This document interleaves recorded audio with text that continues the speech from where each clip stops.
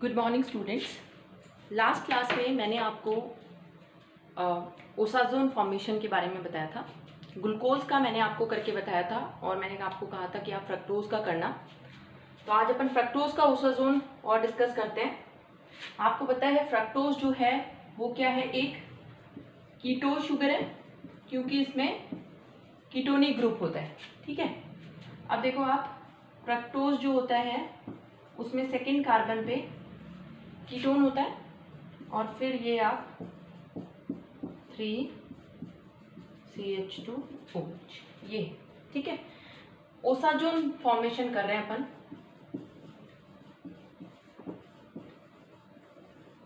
ठीक है, आपको पता है ओसाजोन फॉर्मेशन में फिनाइल हाइड्राजीन के साथ रिएक्शन कराई जाती है, PHNH NH2। तो सबसे पहले तो आपको पता है यहां से वाटर निकल जाएगा H2 ये,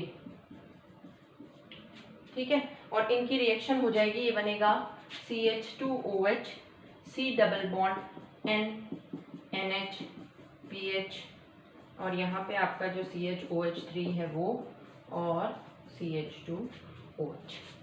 ठीक है, ये आपका बन गया। इसको अपन थोड़ा सा ओपन करके लिख लेते हैं क्योंकि अभी बॉन्ड की शिफ्टिंग करेंगे। ये मैं ऐसे रख दिया, ऐसे लिख दिया CH2OH। ठीक है, सेकेंड स्टेप में क्या होगा, यहाँ से एक H2 है वो इधर से इधर शिफ्ट हो जाएगा। ठीक है, तो जो स्ट्रक्चर बनेगा वो क्या होगा, वो होगा ये C डबल बॉन्ड C। यहाँ पे क्या रह गया, H रह गया, OH रह गया, है ना। यहाँ पे आपका आ जाएगा N, क्योंकि ये H शिफ्ट हुआ है, ये इस N के ऊपर आया है तो यहाँ मैं H लगा रही हूँ। यहाँ रह गया NH PH और बचा हुआ पार्ट वैसे का वैसे लिख देंगे, CHOH 3CH2OH। ओके, अब क्या होगा देखो, अगली शिफ्टिंग जो होगी वो क्या होगी, ये आप कह सकते हो, ये यहाँ पे आप इक्विलिब्रियम बना दो क्योंकि ये विद इन द मॉलिक्यूल आप ये कह सकते, ये टॉटोमेरिज्म ही हो रहा है, यहाँ पे कोई रिएक्शन नहीं हो रही है। अब एक शिफ्टिंग और होगी, देखो वो होगी यहाँ से, ये देखो ये OH बॉन्ड इस तरह से ब्रेक डाउन होगा, ये इधर जाएगा और ये निकल जाएगा। ठीक है, तो आप कह सकते हो इसमें हुआ क्या, इसमें हुआ PHNH2 निकल गया, ये H ले लेगा यहाँ से, PHNH2 निकल जाएगा और देखो रह क्या गया, रह गया यहाँ पे आपके ये कीटोनिक ग्रुप, ये H, ये C, ये डबल बॉन्ड NH, ये CHOH 3CH2OH। बस अब आप आगे, आपको अगर आपने पहले वाला ओसाजोन फॉर्मेशन देखा है तो सबसे पहले फिनाइल हाइड्राजीन की इसके साथ रिएक्शन करा दो और सेकेंड बार इसके साथ रिएक्शन करा दो, तो यहाँ पे भी 3 मॉलिक्यूल यूज हो जाएंगे, एक ये, एक जब इसके साथ करेगा और एक इसके साथ। तो ये ओसाजोन फॉर्मेशन की मैकेनिज्म है फ्रक्टोज की। ओके, आज मैं आपको ग्लूकोज की थोड़ा स्टीरियो के बारे में अपन देखते हैं कि ग्लूकोज के कितने स्टीरियो आइसोमर्स होते हैं, कैसा उसका स्ट्रक्चर होता है, क्योंकि आगे जो रिएक्शंस पढ़ेंगे उनमें वो चीज़ें काम आएंगी। तो आप ये देखो, आप ग्लूकोज को जब भी बनाते हो एक स्ट्रक्चर ध्यान रहता है, CHO CHOH COH H CHOH HOH CH2OH। ये स्ट्रक्चर मुझे हमेशा ध्यान रहता है और ये स्ट्रक्चर है डी ग्लूकोज का। किसका स्ट्रक्चर है ये है डी ग्लूकोज का स्ट्रक्चर, और इस स्ट्रक्चर को मैंने इसकी स्टीरियो के अकॉर्डिंग बनाया है। H हमेशा इधर रहेगा, OH हमेशा इधर रहेगा, इधर फिर सेकंड कार्बन पे, थर्ड कार्बन पे OH इधर रहता है, फोर्थ पे उधर, फिफ्थ पे भी उधर, और इस तरह से ये स्ट्रक्चर मुझे डी ग्लूकोज का ध्यान रहता है। ठीक है, देखो अगर आप देखोगे तो ग्लूकोज के अंदर 4 कायरल कार्बन है। कायरल कार्बन आपने फर्स्ट ईयर में स्टीरियो केमिस्ट्री पढ़ी है। कायरल कार्बन वो कार्बन होता है जिसके साथ लगे हुए चारों ग्रुप्स अलग हों। तो आप ये देखो, ये कार्बन, ये कार्बन एक कायरल कार्बन है। क्यों? क्योंकि ये ग्रुप, ये ग्रुप, ये ग्रुप और ये पूरा ग्रुप डिफरेंट है, तो ये कायरल कार्बन हो गया। ये भी एक कायरल कार्बन है, ये और ऊपर नीचे के दोनों ग्रुप्स डिफरेंट हैं। ये भी एक कायरल कार्बन है, ये ऊपर के दोनों ग्रुप्स और नीचे के दोनों ग्रुप्स डिफरेंट है, और ये भी एक chiral carbon. There are 4 chiral carbon in glucose. इन ग्लूकोज के अंदर 4 कायरल कार्बन होते हैं। 4 कायरल कार्बन होने के कारण जो टोटल स्टीरियो आइसोमर ग्लूकोज के बन सकते हैं वो कितने होते हैं? 2 की पावर 4 दैट इज 16। तो एक जो ग्लूकोज मॉलिक्यूल है उसके 16 स्टीरियो आइसोमर बन सकते हैं, जिसमें डिफरेंट अरेंजमेंट होगा। कि कभी OH इधर होगा, फिर सेम ही अरेंजमेंट, OH उधर होगा, सेम ही अरेंजमेंट। इस तरह से डिफरेंट अरेंजमेंट पॉसिबल होके 16 स्टीरियो आइसोमर, 16 तरीके से ग्लूकोज अपने आप को स्पेस में अरेंज कर सकता है, जो कि अलग अलग आइसोमर होंगे। एलोज, एल्ट्रोज, ऐसे बहुत सारे 16 आइसोमर ग्लूकोज बना सकता है, क्योंकि इसके अंदर 4 कायरल सेंटर हैं। देखो, आपको पता है कि एक कायरल कंपाउंड जो होता है वो ऑप्टिकली एक्टिव होता है। अपन कहते हैं ऑप्टिकली एक्टिव का मतलब है जो प्लेन पोलराइज लाइट है, वो लाइट जो एक ही प्लेन में ट्रेवल करे, उसके प्लेन को रोटेट कर दे। जो कंपाउंड उसके प्लेन को रोटेट कर दे वो कंपाउंड होता है ऑप्टिकली एक्टिव, और सिर्फ कायरल कंपाउंड ही ऑप्टिकली एक्टिव होते हैं। तो ग्लूकोज जो है वो कायरल है, क्योंकि इसमें कायरल सेंटर है, तो ये एक ऑप्टिकली एक्टिव कंपाउंड है जो कि प्लेन पोलराइज लाइट को या तो राइट या फिर लेफ्ट में रोटेट कर सकता है, जिसके अकॉर्डिंग या तो ये डेक्स्ट्रो रोटेटरी होगा या फिर लीवो रोटेटरी होगा। ठीक है, देखो अपन स्मॉल d और स्मॉल l लिखते हैं ना, वो होता है लाइट के अकॉर्डिंग कि लाइट को वो कंपाउंड कैसे रोटेट कर रहा है। अगर राइट में करता है तो डेक्स्ट्रो रोटेटरी, अगर लेफ्ट में करता है तो लीवो रोटेटरी। ओके, इसका और इसका कोई रिलेशन नहीं है। ऐसा हो सकता है कि डी ग्लूकोज डेक्स्ट्रो भी हो सकता है और लीवो भी हो सकता है। ये लाइट के लिए होते हैं कि वो प्लेन पोलराइज लाइट को किस एंगल पे रोटेट करता है। ठीक है, तो ये है डी ग्लूकोज। डी ग्लूकोज जो है, ये जो इस तरह का कॉन्फ़िगरेशन है डी और एल ग्लूकोज, ये भी आपने स्टीरियो में पढ़ा हुआ है। ग्लिसरॉल्डिहाइड से ये कॉन्फ़िगरेशन दिया हुआ था। देखो, ग्लिसरॉल्डिहाइड अगर आपने देखा है तो उसका फॉर्मूला होता है ये ग्लिसरॉल्डिहाइड। ये ग्लिसरॉल्डिहाइड का फॉर्मूला है, और ग्लिसरॉल्डिहाइड के बेसिस पे ही डी और एल कॉन्फ़िगरेशन जो है वो दिया हुआ था, जिसे कि एब्सोल्यूट कॉन्फ़िगरेशन भी कहते हैं। ये देखो, यहाँ पे ये बताया गया था कि अगर ये OH राइट हैंड साइड में है तो हम इसे बोलेंगे D, और अगर ये OH लेफ्ट हैंड साइड में आ जाता है, जैसे कि इसमें ये लेफ्ट हो गया, तो हम इसे बोलेंगे L। ठीक है, इसी तरीके से सेम अपन डी ग्लिसरॉल्डिहाइड जैसा इस कार्बन का कॉन्फ़िगरेशन देखते हैं, जो सेकंड लास्ट कार्बन है। अगर सेकंड लास्ट कार्बन में OH राइट हैंड साइड है तो वो D है। कोई भी ग्लूकोज हो, कोई भी मोनोसेकेराइड हो सकता है, लेकिन वो D होगा अगर उसका जो सेकंड लास्ट कार्बन है। क्योंकि देखो, CH2OH आ गया नीचे, और ये इस कार्बन का अपन कॉन्फ़िगरेशन देखते हैं। अगर ये राइट हैंड साइड है तो वो D होगा, तो ये D ग्लूकोज हो गया। एल ग्लूकोज जो होता है वो इसकी मिरर इमेज ही होती है। इनेंशियोमर्स आपने पढ़ा होगा, that are non superimposable mirror image of each other, है ना, जो एक दूसरे के ऊपर सुपर इम्पोज नहीं किए जा सकते, लेकिन एक दूसरे की मिरर इमेज होते हैं। तो जो एल ग्लूकोज होता है ना, वो इसकी मिरर इमेज ही होता है। एल ग्लूकोज जो है वो इसकी मिरर इमेज ही होता है। आप बना लो मिरर इमेज, ये हो गया CHO। ठीक है, अब देखो मिरर इमेज बनाऊंगी तो OH पहले दिखेगा, फिर H दिखेगा, फिर यहाँ पे देखो H पहले दिखेगा, फिर OH दिखेगा, फिर इस वाले कार्बन पे OH पहले दिखेगा, फिर H दिखेगा, फिर इस वाले कार्बन पे OH पहले दिखेगा, H दिखेगा, और CH2। ये L ग्लूकोज है। और वैसे भी आप देख सकते हो, देखो इस कार्बन पे OH कहाँ आ गया, लेफ्ट हैंड साइड, तो ये है एल ग्लूकोज। तो आपको पता होना चाहिए कि डी और एल ग्लूकोज एक दूसरे के एनेंटियोमर्स होते हैं। इनका फॉर्मूला क्या है, ये इंपॉर्टेंट है। डी ग्लूकोज, ये एल ग्लूकोज। अब क्या होता है, आपने कुछ आप स्ट्रक्चर्स और पढ़ोगे, दैट है कि मैनोज और गैलेक्टोज। ठीक है, अभी आगे एक टर्म आएगी इपीमराइजेशन, इपीमर। तो पहले ही मैं आपको बताना चाहती हूं कि इपीमर होते क्या है। ठीक है, देखो जो ग्लूकोज है उसका C2 इपीमर होता है मैनोज। जो ग्लूकोज है उसका C2 इपीमर होता है मैनोज। मतलब ग्लूकोज, डी ग्लूकोज की अगर मैं बात करूं तो डी मैनोज।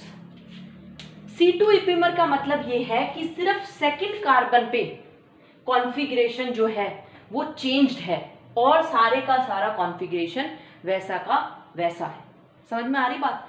दो स्टीरियो आइसोमर्स हैं, ग्लूकोज और मैनोज, आप दो स्टीरियो आइसोमर्स हैं जिनमें सिर्फ कॉन्फ़िगरेशन कितना सा चेंज है, सिर्फ सेकंड वाले कार्बन का कॉन्फ़िगरेशन जो है OH इधर आ जाएगा, H उधर चला जाएगा और सारा वैसे का वैसे, तो वो हो जाएगा डी मैनोज। इसी को बोलते हैं इपीमर। ऐसे स्टीरियो आइसोमर जिनमें सिर्फ एक स्टीरियो सेंटर या एक कायरल कार्बन का ही कॉन्फ़िगरेशन अलग हो और सब सेम हो, ओनली वन स्टीरियो सेंटर का कॉन्फ़िगरेशन अलग हो। तो देखो यहाँ पे अगर मैं डी मैनोज बनाऊं, डी ग्लूकोज से बना रही हूं तो डी मैनोज बनेगा। तो अगर मैं डी मैनोज बनाऊं तो मैं सिर्फ इसका कॉन्फ़िगरेशन चेंज करूंगी। कौन से का? सेकंड कार्बन का। और मैं इसमें कॉन्फ़िगरेशन में क्या चेंज करूंगी कि मैं OH की स्टीरियो तो इधर आ जाती है और H उधर चला जाता है। OH जो है वो आ जाता है लेफ्ट हैंड साइड और H चला जाता है राइट हैंड साइड, और सब कुछ वैसे का वैसे। थर्ड कार्बन जो है सिर्फ सेकंड कार्बन का चेंज हुआ है ना, और थर्ड कार्बन वैसे का वैसे है कॉन्फ़िगरेशन। इसीलिए मैनोज को ग्लूकोज का C2 इपीमर कहा जाता है ना। ये हो जाएगा डी मैनोज। अगर आप एल मैनोज बनाते हो तो आप एल ग्लूकोज लो और फिर उसके सेकंड कार्बन का चेंज कर दो और वैसे का वैसे रख देना। और जो गैलेक्टोज होता है वो C4 इपीमर होता है किसका? डी ग्लूकोज है तो डी गैलेक्टोज। C4 का मतलब है फोर्थ कार्बन पे कॉन्फ़िगरेशन चेंज। देखो कॉन्फ़िगरेशन से आप मतलब समझ रहे हो कि ये जो कार्बन है आपने पढ़ा होगा वहां पे रिलेटिव कॉन्फ़िगरेशन RS। तो देखो आप अगर आप निकालोगे तो इसका जो कॉन्फ़िगरेशन आएगा ना डी ग्लूकोज का आएगा, वो आएगा RSRR, है ना। ये आपको आना चाहिए, मैं समझती हूँ आपने स्टीरियो पढ़ी हुई है कि आप R कैसे निकालोगे। ग्रुप्स को अरेंज करते हैं प्रायोरिटी में, अगर क्लॉकवाइज घूमता है तो R होता है, एंटी क्लॉकवाइज तो S। तो डी ग्लूकोज का होता है RSRR। तो आप ये सोच लो मैनोज का क्या होगा, कॉन्फ़िगरेशन चेंज हो गया तो S और सारे वैसे के वैसे। ये है मेरा मतलब यहाँ पे OH इधर या उधर होने से पूरी उसके जो स्टीरियो है वो चेंज हो जाती है ग्रुप लेफ्ट और राइट में जाने से। ठीक है, तो इपीमर वो होते हैं ऐसे स्टीरियो आइसोमर जिसमें सिर्फ एक सेंटर का कॉन्फ़िगरेशन चेंज्ड हो। मैनोज जो होता है वो C2 इपीमर होता है। अगर आप बनाओ तो या तो डी ग्लूकोज से बनाओ या एल से, और सारे वैसे के वैसे रखो, सिर्फ एक 2 की कॉन्फ़िगरेशन चेंज कर दो। गैलेक्टोज में सिर्फ 4 वाले का, मतलब अगर आप गैलेक्टोज बनाना चाहते हो तो आप इसको तो ऐसे ही रखोगे जैसा था, ये HOH। सिर्फ फोर्थ वाला कार्बन कौन सा है, ये वाला हो गया फोर्थ, 1 2 3 4, बस फोर्थ का चेंज कर दो, इधर OH और इधर H। तो ये हो जाएगा आपका डी गैलेक्टोज, सिर्फ फोर्थ का चेंज किया। ओके, तो ये बहुत इंपॉर्टेंट था, बेसिक क्लियर होना। अब एक रिएक्शन मैं आपको बताती हूँ, वो है लॉबरी। उसका नाम थोड़ा बड़ा सा है, एक मिनट, इसका नाम है Lobry de Bruyn von एनकिस्टेन rearrangement. देखो ये या तो अपने नाम से आ सकता है या ये आ सकता है कि ग्लूकोज की रिएक्शन बेसिक मीडियम में कराओ, ठीक है। तो देखो ग्लूकोज की रिएक्शन जब हम कंसंट्रेटेड NaOH के साथ कराते हैं, ग्लूकोज की रिएक्शन जब आप कंसंट्रेटेड NaOH के साथ कराते हो तब पहले एक येलो कलर का सब्सटेंस बनता है, फिर एक ब्राउन कलर का सब्सटेंस बनता है और लास्ट में बनता है रेजिन, ठीक है। रेजिन मिक्सचर होता है शुगर, फॉर्मल्डिहाइड, इन चीज़ों का, जो कि बहुत चिपचिपा सा पदार्थ होता है। ये बनता है कंसंट्रेटेड NaOH के साथ रिएक्शन। लेकिन अगर आप इसी ग्लूकोज की रिएक्शन डाइल्यूट NaOH के साथ कराते हो, ग्लूकोज आपको अब बनाना आना चाहिए विद स्टीरियो।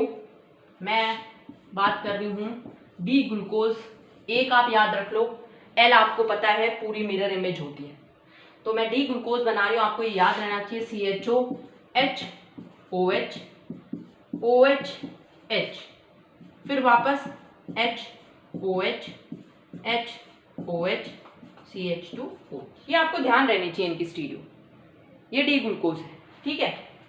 अब मैं यहाँ पे क्या कर रही हूँ, इसकी रिएक्शन करा रही हूँ बेसिक मीडियम, कंसंट्रेटेड नहीं, डाइल्यूट बेस के साथ या डाइल्यूट NaOH के साथ इसकी रिएक्शन अपन कराते हैं, ठीक है। तो होता क्या है इसमें, ये जो बेस है ये इस प्रोटॉन को निकाल लेगा, ये जो बेस है इस प्रोटॉन को निकालेगा, ये यहाँ शिफ्ट होगा। एल्डिहाइड को भी मैं थोड़ा खोल के लिखती हूँ ताकि रिएक्शन दिखा सके अपन, ठीक है। ये H यहाँ और ये यहाँ, तो देखो क्या बनेगा इसमें, आपका बनेगा इधर,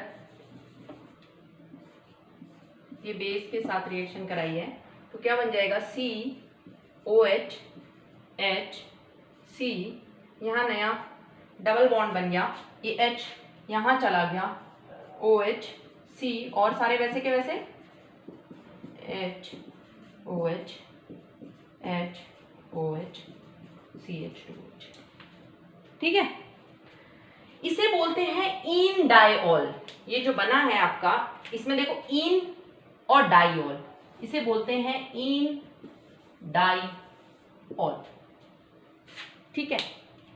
इस इन डाइऑल से दो तरफ ये रिएक्शन जा सकती है, एक तो है इसकी शिफ्टिंग के थ्रू जिसे मैं A कह देती हूँ, और एक है इस H के शिफ्टिंग के थ्रू जिसे मैं B कह देती हूँ, ठीक है।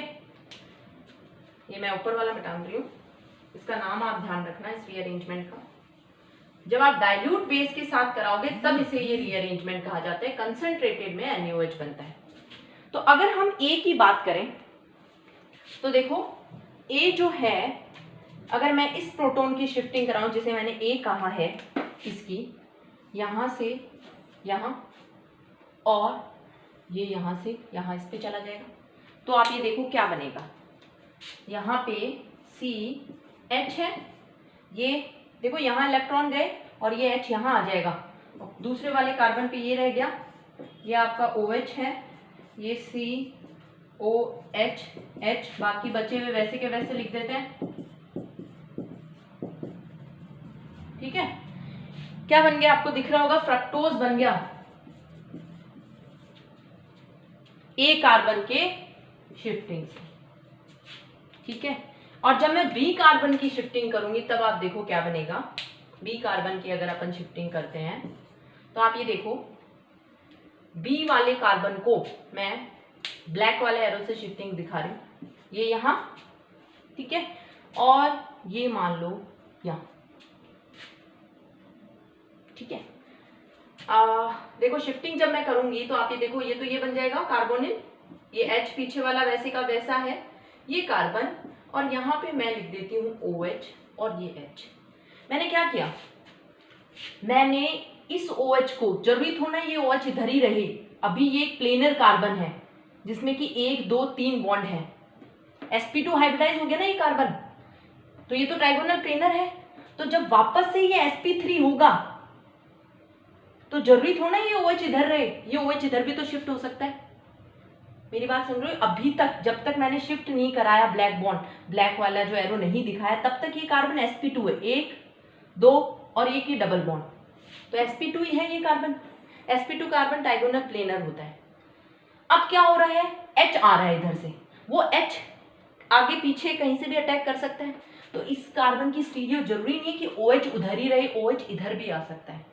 और आप देखोगे अगर ये OH इधर आ जाता है तो ये इसके जैसा नहीं रहा। अभी मैंने थोड़ी देर पहले बताया कि जब C2 ग्लूकोज डी ग्लूकोज के C2 कार्बन की कॉन्फ़िगरेशन चेंज हो जाएगा तो क्या बन जाएगा, डी मैनोज। और आप ये देखो ये डी मैनोज बन गया है और कॉन्फ़िगरेशन वैसा का वैसा है, और ये बन गया है डी मैनोज। यही है Lobry de Bruyn van Ekenstein rearrangement, जिसमें कि डाइल्यूट बेस की प्रेजेंस में there is a dynamic equilibrium.